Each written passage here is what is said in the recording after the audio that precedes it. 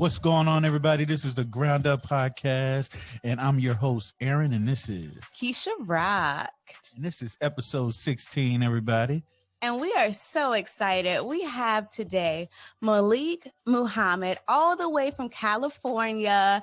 We're doing it through Zoom, and he is the owner of Malik Bookstores. Welcome, Malik. Thank you. The Ground Up, loving it. Loving it. So I was just, looking for, so what I do is I search for entrepreneurs. And when I found Malik Bookstore, I was like, this is dope. I love what you're doing in your community out in Los Angeles. I love what you represent. I love that you help fight that stigma or that stereotype that Black people don't read, So I just want to get some knowledge from you. So tell us, what led you to open up a bookstore? Woo! This been a journey. I'm very thankful. We don't get to what we got as a result of ourselves. All of us standing on the shoulders of others. And Malik Books is just an outgrowth of my desire to make an impact in our community. Yes, we do this twofold. We do it because we want to support ourselves, support our family, but at the same time, we want to do good. We want to do good in the hood. I feel you, though. I feel you. Malik Books is an outgrowth, brother, of coming out of college, coming out of USC, getting a degree in public administration. Okay. And feeling good about myself, feeling good that I graduated from a major university in the 80s and in the late 80s and being proud of that, but not knowing and not fully being aware that Malik had a degree, but he did not have a knowledge of self. Oh, preach. Tell us now. Tell us. And so my view of myself was affected as a result of not having a knowledge of self. I looked at the world a certain way instead of a way that is, I look at our community a certain way. I looked at Black people a certain way. I looked at Black people in Africa a certain way. And it wasn't the best. I didn't have the best vision or view of my community, of myself, of Black people in general. And so when I, was able to awaken, as you can say, and come into a knowledge of self, it changed my whole perspective. And I thought Malik Books is an outgrowth of that journey because I wanted, if it can change me, I felt it can change many of us in our community because, I didn't grow up in being able to give greeting cards that reflected images of ourselves. I was giving greeting cards that had animals and white people on them. I mean, you know what I'm saying? Had some greeting cards been available with images that look like me and look like my family and look like us, I would have gladly gave them, but it was very few. It was very few Afrocentric things, just things that reflected beauty of being Black. You know what I'm saying? And so, and the same thing with history, and having the knowledge itself. There was very few literature out there, and it certainly wasn't teaching in the mainstream schools and mainstream media. So it was an awakening for me. And Malik Books is just an outgrowth since 1990 when I started in the Los Angeles community to use books as a way to make a difference in our image and how we view ourselves and give voice to the voices. Right. Malik, do you think that the lack of representation that you saw growing up helped created that vision that you had of the community or vision that you had of yourself? Yeah, absolutely. Every generation we start from ground zero, whether it's economics, whether it's entrepreneurship, culture, art, it seems like we don't pass on wealth. And so as a result, we don't pass on that knowledge of self that's needed from one generation to another. You got to build, you got to keep building each generation to get to a goal. We got to have a generation of change. And all of us is part of that journey to produce a generation of change. Whatever we do, whether it's a bookstore, podcast, any kind of business that we go in, we have to look beyond just the now, because this world is set up with institutions. We're going to all pass away. And so we have to leave legacy. We have to leave something behind for the next generation to pick up and continue. And so I'm excited about the millennium generation because because they just seem to have a different mindset today than we had in my generation. And I'm not knocking my generation, because trying to do our part. But I just think the millennium generation, they're starting to get what it took decades for us to understand. You must do for self or suffer the consequences. And they understand that, hey, whether you work in corporate America, whether you are entrepreneur, the aim here is not only to do for you, but it's also your community, it's also your neighborhood, it's also your family, and so forth. So I'm just excited about seeing the transformation that's taking place in the next generation, because they could take this mantle and they could take it to a whole nother level. Right. So when you graduated college and then you decided to open a bookstore, was that intimidating to you? Did you have any doubt, or did you just have it, or did you just know you could do it? Like, how did you get the courage to go out there and be an entrepreneur? Right. You know what, man? Fear is real. Yeah. And a lot of us are petrified. What is it? Staffles, but it gets people stuck. Fear can make you in a stuck state where you don't, follow that urge that you can do something, but you're just too scared to take the leap. Right. Yeah, and I did experience that fear. I also experienced that desire, that fire to forge ahead regardless of that fear. Hey, I majored in public administration. So anytime you go into something, and look, I thought I was going to get a government job, go back to Washington, D.C., but that never materialized. I was destined to do for self. I was destined to be an entrepreneur. So I used some of those things I learned, but I had to gain a lot more knowledge because business is a little different. And so, I like to think that I paid for my degree through all my mistakes, and I made plenty of them. And it cost thousands and thousands of dollars.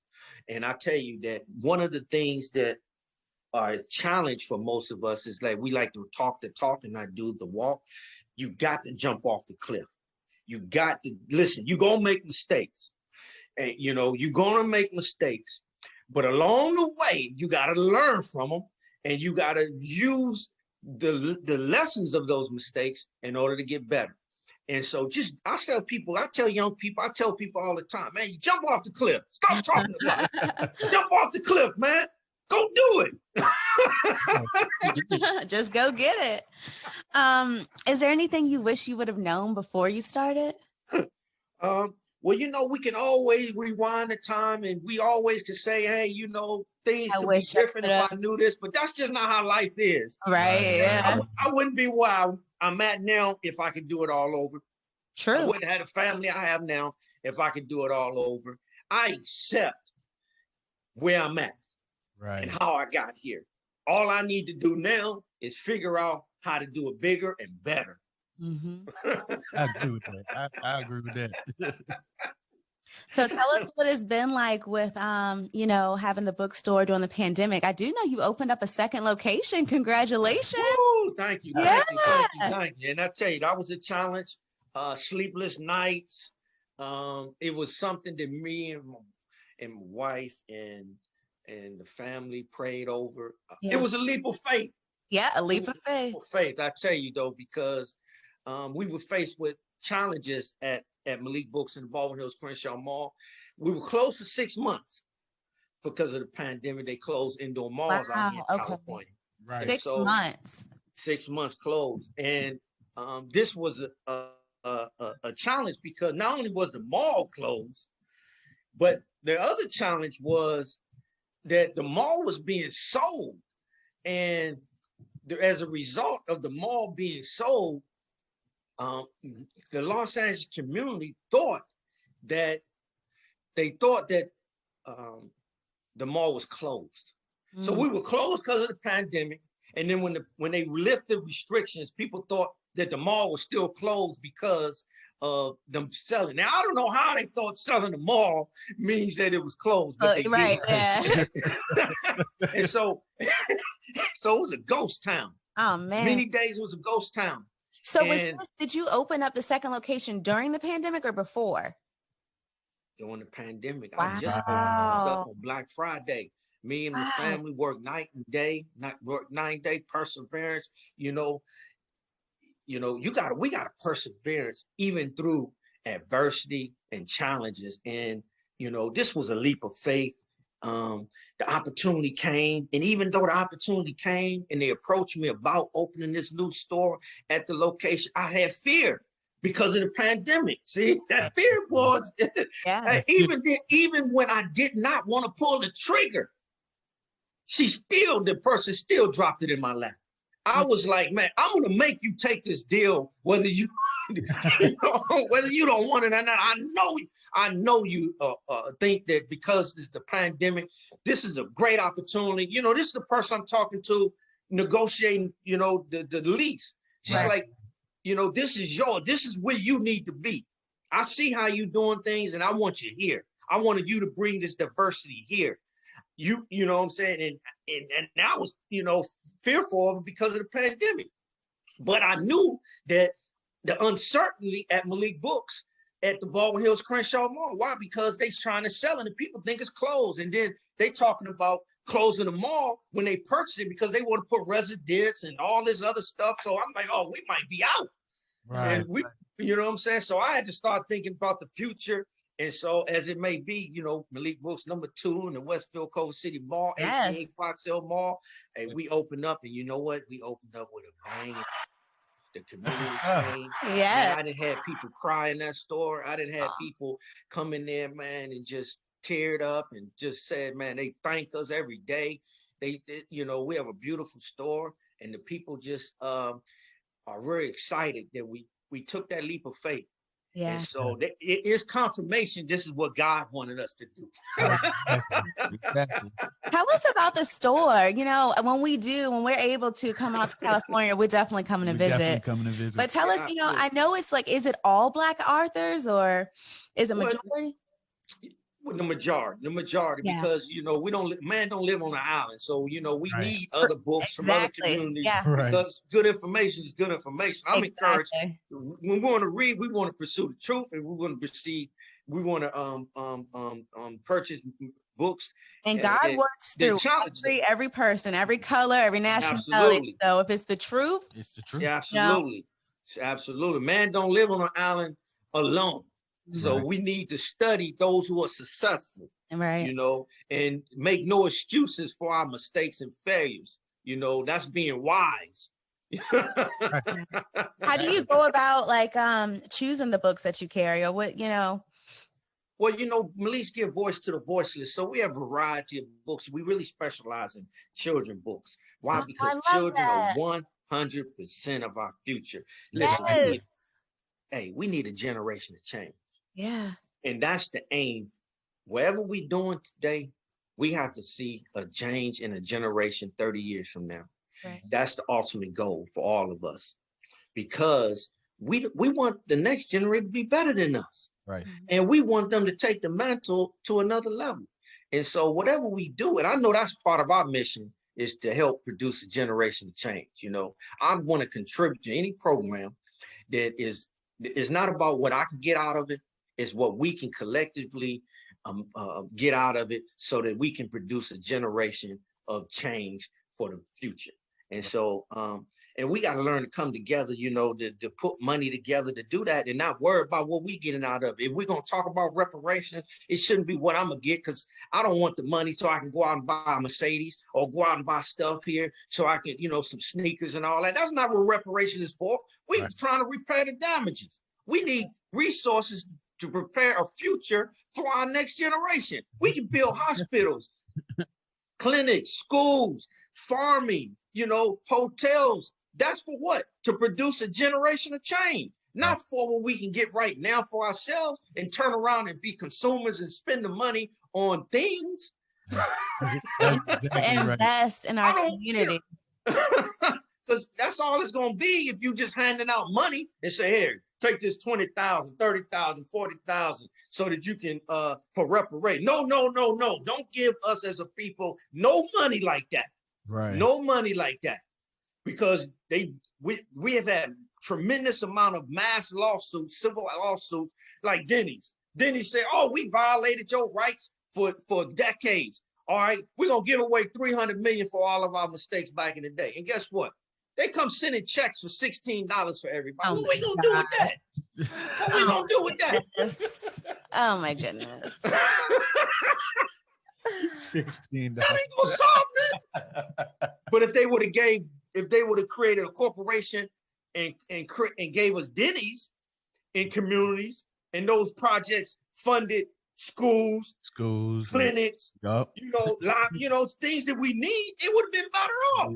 But instead, unity is our future. We got to unite, and everything we do, we got to also think about, how we can do this together, because that's how the world works. You know what I'm saying? In unity, we're strong, but divided, we're not. So we got to do things together in order to do things on a bigger level.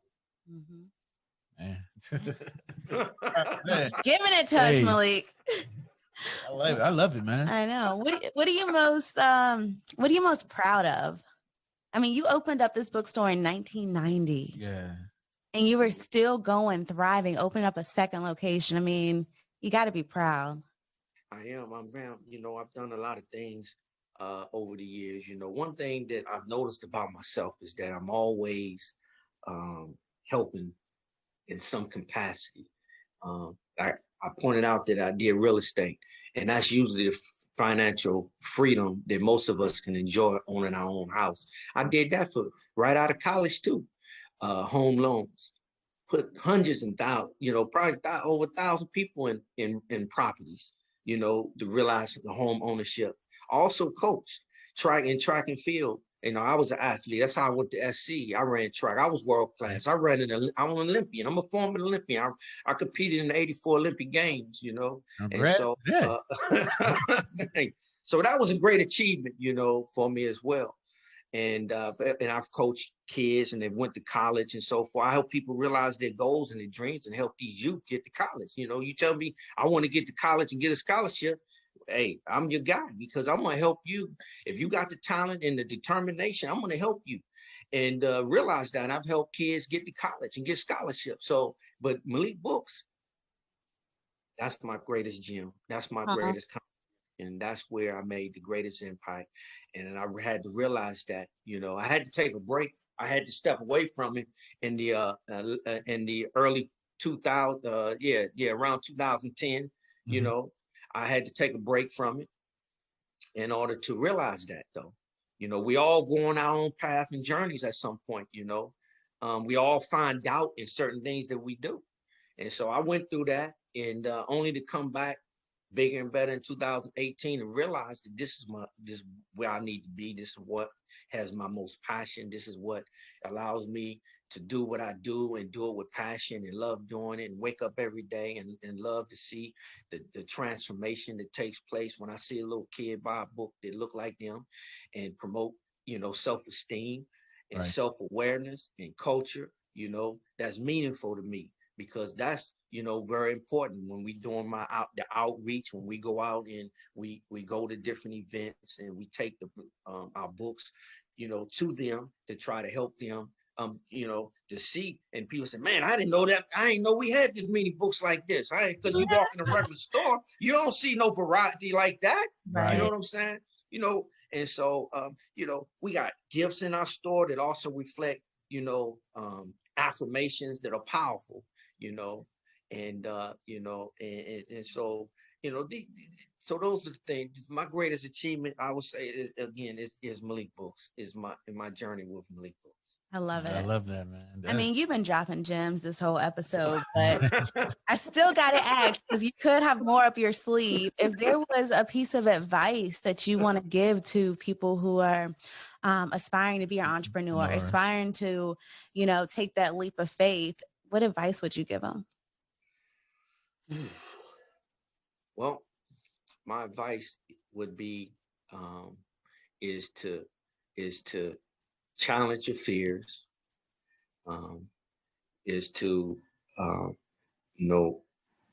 whatever goal that you have set for yourself to do, I would say, find someone that's already did it, or is no one available that have not done it, to find someone as close as possible, and you want to avoid mistakes as much as possible. You're not going to avoid all mistakes, right? But at least do your homework. At least if you're interested in doing something, someone has already done it more than likely. So read up on that, right? And then jump off the cliff, like I said. Don't just keep reading somebody how they're real estate gurus or how they're entrepreneur gurus. All of that means nothing if you're not willing to do it for yourself. Jump off the cliff. You know what I'm saying? Exactly. It's gonna take soccer, but let me tell you something, man. There is no, understand this through your journey. It might not happen overnight. People think Malik's happen overnight because they walk in and see. No, that don't happen overnight. Right. It's going to take time. And what you got to realize is that how patient are you? How stable you're going to be, because you're going to be challenged. Maybe this is not what I should be doing. Maybe I should jump ship. Maybe I should do something else. Don't abort the process too soon now. Right.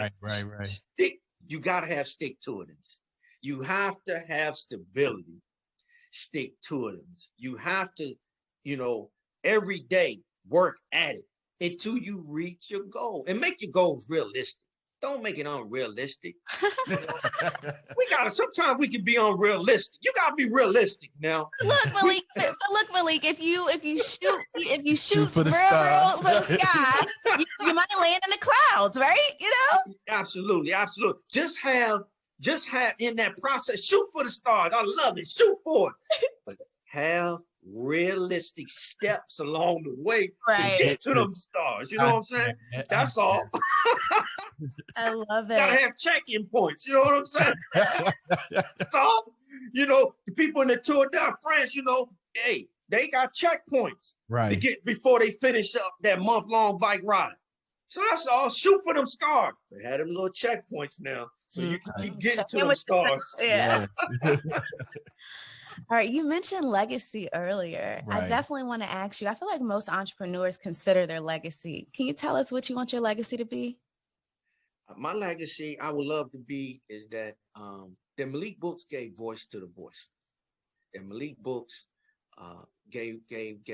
helped develop a platform that magnify the voice of our culture, of our contributions, of our advancements that we have contributed, and not only in America but in the world. And I think that would be meaningful legacy, is that if we're seen in the history books that we help contribute and magnify that voice, because we up against. You're doing it. You really are doing it, and you've been doing it. Right? Yeah. I mean, sure. Your story is dope. I cannot wait to our listeners to hear this. Right. And so usually I would end it with playing a little game, but I thought, it'd be interesting when this episode airs. It's going to be early 2021. And most of us know that reading really helps us achieve goals, and it expands our mind, and it brings out that. Well, depending on what you read, it can bring out the motivation that you need to, move forward. So is there any book you want to recommend to our listeners for 2021, and why? Well, I have 2 books that I want to share. I thought about that, that question, and I have to share both of these because these 2 books have valuable information and transformative and empowerment in them. And the first one, PowerNomics by Dr. Claud Anderson. The blueprints for the national blueprint for Black America. All right. Economics, whatever we're doing, economics has to be part of the conversation. We have to start thinking in terms of dollars, unity, and bringing our collectiveness together, you know. And so PowerNomics is a great book by Dr. Claud Anderson that allow us to talk about, you know, the empowerment of us as Black people in America, and how to leverage our unity and our dollars so that we can do for self. You know, America's for sale. The only people not buying it is us, because we're not collectively doing it. Right. You know, we can individually do it, but if we collectively buy it up, it's for sale. So we would be. It's land all across this nation, factories all across this nation. And if Black people, if we had a Black fund, and it's hard to bring us together, but we got to keep trying, because unity is important. If we just, and I'm willing to contribute to 20, if we just give $20 a month to this Black fund, and with 40, 50 million Black people, let's say just 40 million, $20 a month, $20 a month. Don't make us do no math now. No, 800 million a month, $12 billion a year. How much good can we do in the hood with $12 billion of money we already received? I ain't getting from the government, because guess what? We already had the money. We got 1.3 trillion. So if we do some things, look, we see people becoming millionaires overnight playing Powerball, $2. So we see that it can be done. We just got to do it. And I'm gonna tell you, every civilized nation, that's all they're doing. America's great because it forces people, it's a mandate that they take your money and they use it for what they consider the greater good.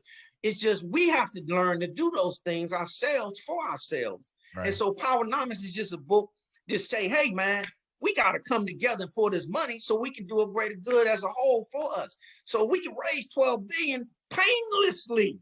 $20 a month is nothing. We throw that away. We can painlessly produce 12 billion for the greater good in the hood, but we got to do it ourselves and not wait for someone else to do it. It's just things we can do ourselves. PowerNomics, that book is essential. It's just got so much information. And that's the direction we have to, you know, like I said, you know, we can go vote and we can do a lot of things, but guess what? We got to pull money together. And that's what we're not doing collectively. And until we do, we're going to continue to have a lot of difficulties that we can solve ourselves. And so that's the book that I definitely. All right. So we got Power. What's the first one? Power Knowledge? PowerNomics by Dr. Claud Anderson. All right. Dr. Claud Anderson. In the second, you know, they try to write them out of history. And I'm not saying people have to read this book and say, and become what he became. But if you read it, it can make you better in whatever you want to do. And that is the message to the Black man by the most honorable Elijah Muhammad. And that's one of the books. And both of these books even transformed Nipsey Hussle. These are two books that he even recommended, that he read to help empower him. And it's part of our Nipsey Pack here at Malik Books. That's two out of the 4 books in the Nipsey Hussle Nipsey Pack that we have at Malik Books. So the book Message to the Black Man, listen, go to the root. Millions of people love Malcolm X. Millions of people love Muhammad Ali. Millions of people love Farrakhan. Millions of people love Dr. Sabi. And people love the Black Panther Party. All right. It's Elijah Muhammad that inspired all of them. It's Elijah Muhammad that in his day that made a difference in how they move in America and around the world. So go to the root. Because in his book, it's just real simple. It's do for self and suffer the consequence. That's at the end of the day. Whatever you're doing, whether you're a Christian, a Muslim, whether you're an atheist, Gnostic, I don't care what you are. Do for self or suffer the consequences. And so that book is just summed up in those terms at the end of the day, you know. So don't let the fact that he advocated Islam stop you from a lot of things that's in the book that can help guide you and transform you into having a powerful view of yourself, determine what must be done, and so forth. Because there are no more excuses. There are no more excuses. Right. There's no more blame game. You can blame everybody in the world for your problems, but at the end of the day, you got to look in the mirror and say, hey, man, if you don't change, you got to change first. You got to make a difference in your life first. You can blame the finger, point the finger all over the place. But at the day, we are responsible to solve our problems and to change our reality. At the end of the day, that's what we're faced with. Absolutely. And that's all he was trying to tell us. That's all. You know what I'm saying? Oh my goodness. I'm definitely gonna check those books out. I'm glad I wrote those down. Yeah, I got them written down, and I'll put them in the show notes, listeners. Malik, thank you so much. This episode was so refreshing for me, so powerful, and I'm just so honored that you came and you shared your story with us. Thank you. Appreciate that opportunity, and I hope I was able to say something that is inspiring and to help our next generation move into the future and beyond. Oh man, thank you. So last thing, so any way the guests and the listeners can reach you? Absolutely. There, if you're in the Los Angeles area, you can reach Malik's by visiting the store. We got 2 locations, Malik Books in the Baldwin Hills Crenshaw Mall, and Malik Books #2 in the Westfield Culver City Mall, aka Fox Hills Mall. And nationwide, we got a website. We ship in nationwide, U.S. territories and military. MalikBooks.com is available for you as well. And we also have a social media. I would love for people to follow us on our social media. We got great content, positive content. They really do. Yes. Yeah, Malik Books, on Instagram and Facebook. Malik Books, Twitter, all that is Malik Books. We'd love for you to find us on our social media platform, Instagram, and follow us. Y'all go follow Malik Books. Thank you. Thank you so much for being on this show, man. Thank you for the opportunity. Appreciate it.